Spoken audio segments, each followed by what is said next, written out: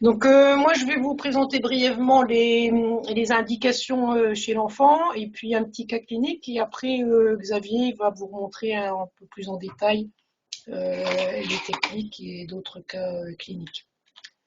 Donc, les indications du champ visuel chez l'enfant, c'est un peu celle de chez l'adulte avec des particularités. Alors, chez l'enfant qui a une baisse d'acuité inexpliquée, ça c'est l'enfant un petit peu plus grand, donc le problème au-delà de l'âge de 8-9 ans, c'est le même que chez l'adulte. En fait, on considère qu'un champ visuel classique fiable, c'est à partir de 8-9 ans. Dans la plupart des études, je pense que comme Jacques vous en a parlé, c'est qu'en fait, on présente beaucoup de techniques de champ de vision. On a des résultats pour certaines qui sont intéressants, mais une fois que ça passe à l'enfant malade, et bien en fait, ça n'est plus aussi formidable que ça peut être chez les grands enfants normaux. Donc d'autres causes, c'est les signes qui peuvent orienter vers un trouble du champ visuel, les maladresses, les chutes fréquentes, les enfants qui ont la tête tournée sur le côté. Et également, un grand fournisseur d'examen de champ visuel, ce sont les céphalées, céphalatypiques, on ne sait pas, on ne trouve rien. Et avant de, si on a des difficultés d'avoir des IRM, ce qui est de plus en plus le cas, tout du moins chez nous, faire un champ visuel, on l'a plus facilement et ça peut orienter pour avoir si vous avez un déficit hémianopsique par exemple, pour avoir une IRM en urgence.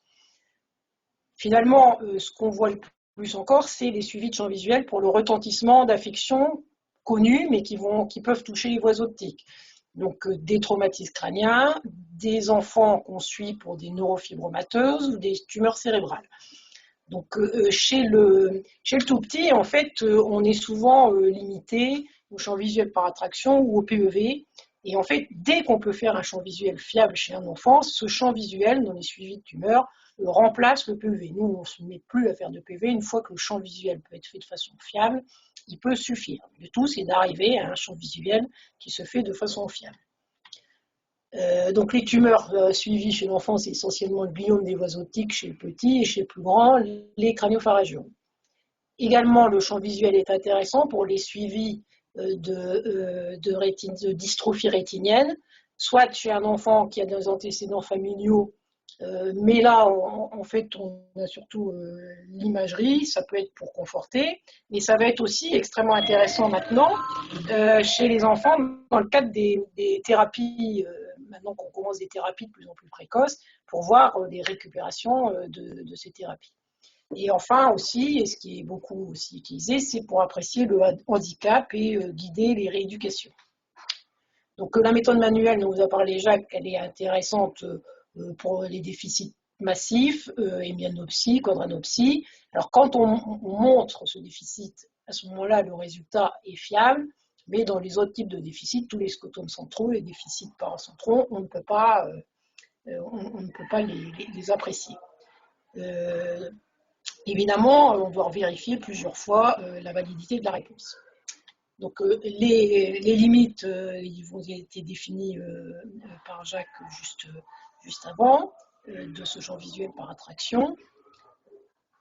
Et donc actuellement, on essaie de plus en plus de se servir du champ visuel par attraction, guidé par ordinateur, qui vraiment nous aide pas mal chez les enfants. Donc ça, c'est une diapositive qui a été faite par Daniel Basset. Quand on fait ce champ visuel, la première chose à faire, c'est qu'il faut, comme pour le Goldman, que l'enfant soit de taille suffisante pour être mis devant la coupole avec son menton sur la mentonnière et son front sur l'appui-front. Donc on enregistre dès le départ la vidéo du regard de l'enfant. Avant chaque présentation, on va prévenir l'enfant que le point va bouger et on va observer son regard. Donc c'est dans ce champ visuel là, c'est l'orthotiste ou le technicien qui va valider la réponse avec un clic. Donc il y a quand même un petit biais et un petit retard de clic par rapport à ce que verrait l'enfant. Mais ce n'est pas Chez l'enfant, c'est surtout un examen qui est plutôt quantitatif, enfin qualitatif que quantitatif, et donc c'est pas ça qui va énormément nous gêner. Et à chaque fois que l'enfant va chercher le point sur le côté, on va lui redemander, le ressolliciter pour qu'il regarde le point, les 4 points situés au centre. Donc ici, vous avez un enregistrement chez un enfant où vous voyez, donc là, en fait, on a mis enfin, c'est opposé au tracé qui se présente, puisque là, le champ nasal est là et l'enfant revient dans le nasal. Donc, vous voyez, c'est chez un enfant de 3 ans, toute la séquence qu'on effectue. Donc, en général, comme vous montrera Xavier après, c'est plus facile au début. L'intérêt au départ, c'est que nous, on met les enfants très tôt sur le champ de vision. On commence entre 3 et 4 ans. C'est pour les premiers champs, on ne s'attend pas forcément à avoir une réponse précise, mais l'intérêt, c'est qu'on va familiariser l'enfant petit à petit et on réussit à avoir des résultats fiables finalement beaucoup plus tôt qu'avant en les entraînant. Donc ça, c'est un petit enfant qui était vraiment, alors lui, passage du tout. La première fois, bon, ça ne marche pas, mais c'est pas tant pis. La première fois qu'il est venu, c'était à l'âge de 3 ans. Il est envoyé par un ORL parce qu'il avait un nystagmus monoculaire. Il avait d'abord été envoyé pour un problème ORL, parce qu'on pensait que ce nystagmus était d'origine ORL, et nous, il nous l'a envoyé. Donc en fait, quand l'enfant est arrivé, il était totalement insupportable. Dès qu'on l'approchait à moins d'un mètre, il mettait ses mains, il se cachait les yeux comme ça et il pleurait. Donc c'est vraiment un des rares enfants où on n'a rien fait du tout au premier examen. Mais à 1 mètre, on voyait qu'il y avait un micro-tremblement oculaire très très rapide, très fin, ce qu'on appelle un spasmus mutans. Donc on a demandé une IRM. Donc, ce n'est pas le champ visuel qui nous a fait faire le diagnostic, hein, mais on voit qu'il y avait une grosse tumeur au niveau du chiasma. Donc, cette tumeur, elle était centrée sur le chiasma. Elle s'étendait dans les nerfs optiques, surtout à droite. Vous verrez après que c'est un petit peu curieux. Et aussi en arrière, vers le troisième ventricule et les bandes.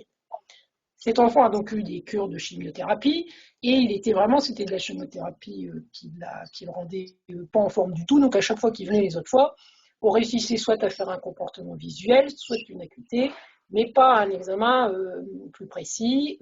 On a fait, à l'âge de 4 ans et 3 mois, c'est là qu'on a commencé à pouvoir faire un examen avec une acuité visuelle qui retrouvait 2,4 dixièmes à droite et à gauche 0,6 dixièmes. Il avait un strabisme divergent de l'œil gauche et les potentiels évoqués visuels, ils étaient un peu en rapport finalement avec l'acuité visuelle. Juste avec le PEV et l'acuité visuelle, on n'a pas vraiment une grande notion du handicap et du déficit visuel. Alors chez cet enfant, on lui fait ce champ par attraction et quand même, on a réussi quand même à faire 2 isoptères et on ne trouve pas, puis la tâche aveugle, et on n'a pas trouvé de déficit vraiment hémianopsique, si ce n'est cette petite encoche, ce qui nous surprenait. Donc on s'est dit peut-être qu'on a un petit doute quand même sur la réalité des choses, et surtout vu l'énorme tumeur qui avait quand même bien sur l'IRM de contrôle, la tumeur avait quand même bien diminué. On le revoit donc 4 mois après. Donc en fait, les examens, on les a toujours fait en décalé, c'est-à-dire qu'en général, on fait la moitié du bilan, et puis 15 jours après, on fait l'autre moitié parce qu'il est vraiment toujours très fatigué. Donc à 4 ans, 7 mois, on a une acuité à 3 dixièmes quand même, à droite, inférieure à 1 vingtième à gauche, toujours un strabisme divergent, et en fait, le petit nystagmus est toujours là. Le PEV est en rapport avec cette acuité, puisqu'on n'a qu'un flash à gauche, mais à droite, on a une réponse au grand et au petit damier avec un grand retard de latence. Et là, on arrive à faire un champ visuel. Donc là, c'est plus un champ par attraction. À 4 ans et 8 mois, en fait, elle a réussi à faire de toute façon tout à fait satisfaisante ce type de champ, mais il était familiarisé avec la machine, il était passé plusieurs fois, et à chaque fois, on a réussi de mieux en mieux à avoir les résultats. Et en fait, curieusement, on n'a pas du tout de déficit vraiment de type hémianopsique. En fait, on a ici un tout petit déficit central qui peut... c'est plutôt une grosse tache aveugle. Et là, un scotome centrocécal sur l'œil gauche qui explique bien la mauvaise acuité visuelle. Donc, voilà. Après, il y a d'autres types cet examen peut être intéressant aussi parce qu'en fait, on voit l'examen pendant qu'il se déroule. Ici, c'est une petite, c'est une jeune fille d'une dizaine d'années qui est venue pour une baisse d'acuité visuelle massive. Et donc, on lui fait un champ visuel. On avait quand même quelques doutes sur l'interrogatoire, l'examen, le comportement, sur une simulation. Donc, chaque fois que vous avez un doute sur une simulation, il ne faut surtout pas faire un champ visuel statique central. Il faut commencer d'emblée par un champ type Goldman. Vous voyez là, ça, ici, c'est l'enregistrement des mouvements oculaires. On voit quand même bien que pendant cet examen, elle va de temps en temps regarder sur le côté, mais sinon, elle reste de regard assez centré. Et en fait, on continue et on voit ce beau colimaçon qu'on verrait aussi avec un Goldman manuel. Hein, c'est pas